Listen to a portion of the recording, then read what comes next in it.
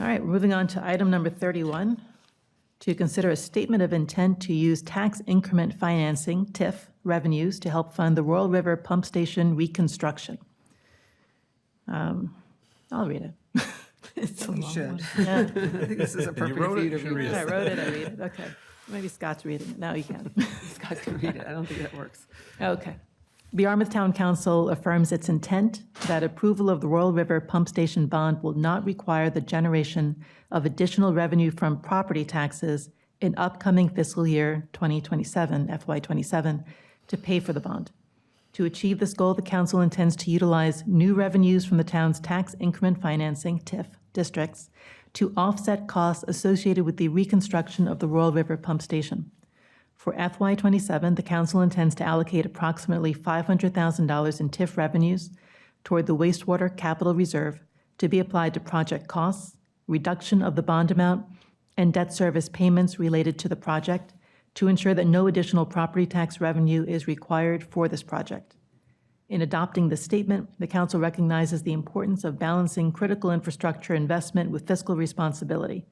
The council has carefully considered the potential local tax impacts of this project, including the impacts of not promptly moving forward to reconstruct the Royal River Pump Station, and is committed to minimizing the financial burden on taxpayers wherever possible.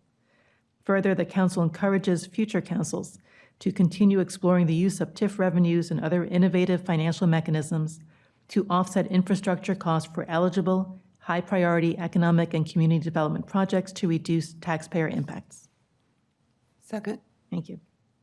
Any questions about the item before we get into a general discussion and before we open it up for public comment? No? Now opening up for public comment, both online and in the room. No? Last chance, guys. Come on. Yeah, it is. Last chance. All right, we'll bring it back to the council. Normally with something this important, I'd want to make a statement, but this actually is the statement. And the question is whether we would like to adopt this as our statement so that when we talk about this, we have something that we've all agreed to as a policy matter, because normally under our council rules, councilors cannot discuss policy that we haven't all agreed to. And it also frees up the town manager to speak on our behalf and us backing him up when he speaks about this, consistent with this language. So are we ready to vote on this? Councillor Craig. Yeah, I would like to make comments. Yeah. Thank you for preparing this. Also, I think your recent comments about why we're doing this were helpful. You know, it helps us speak as a body.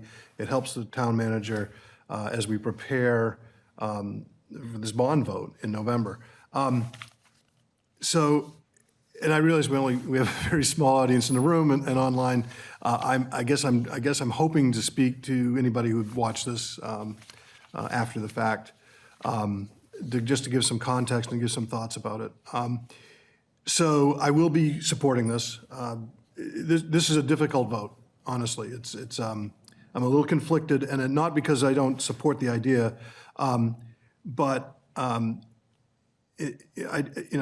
do think it's important that we recognize that this wasn't what we planned to use TIF revenues for generally. And EDAB has done a great job, recommending budgets to us each year. They've weighed in on this, and if I was on EDAB, I would probably have reached the same conclusion that they did. They wrote us a letter explaining their thoughts on this, and I understand where they're coming from, and I think it's important for us as a council to recognize the good work that they do and the recommendation they gave us, and that we've thought it through and considered it. And this doesn't align 100% with their thoughts. I think we made some changes to the wording here that get much closer to their idea that the TIF revenues should really be direct project costs versus bond interest payments. And I think what we've done here in rewording this statement from where we started out addresses much of that, but it doesn't align up 100% with them. And I don't want the EDAB to feel like we're ignoring their guidance and advice on this. It was very helpful. And like I said, I think if I was on EDAB, I probably would have come up with the same thoughts. But I'm not on EDAB. I'm here, and I have to balance other things. And the thing that, the overriding thing here is that we really have to pass this bond. Big picture, the pump station must be rebuilt. Right now, we have a 6-month moratorium. We can't extend that moratorium without having evidence that we're trying to do something about the problem. If we don't extend the moratorium, then development can continue. If development continues, it will overrun the pump station. So that's a bad outcome.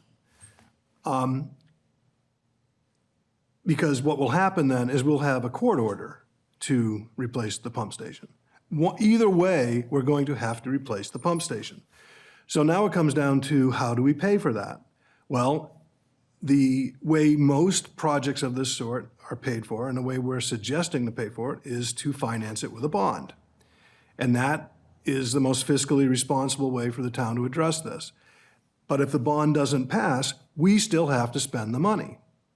So we'll be in a situation either from a court order, because the moratorium has lapsed and we've had development and we've overflowed the pump station and we're in violation of our permits, or trying to avoid that, we'll just have to do the work anyways before we get the court order. But either way, we're going to have to spend the money. So then the question is, if the bond doesn't pass and the town hasn't given us authorization to finance it through a bond, how will we raise the money?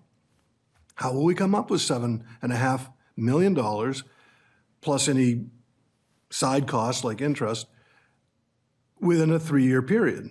And actually, we have to come up with it earlier than that because we'd have to start some work. So how would we do that? Well, what that's going to do is, I can only think of 2 places. Maybe we'll get creative and think of others, but we're either going to have to drastically increase the sewer fees. I mean, probably a quintupling of the sewer fee, or drastically increase property taxes.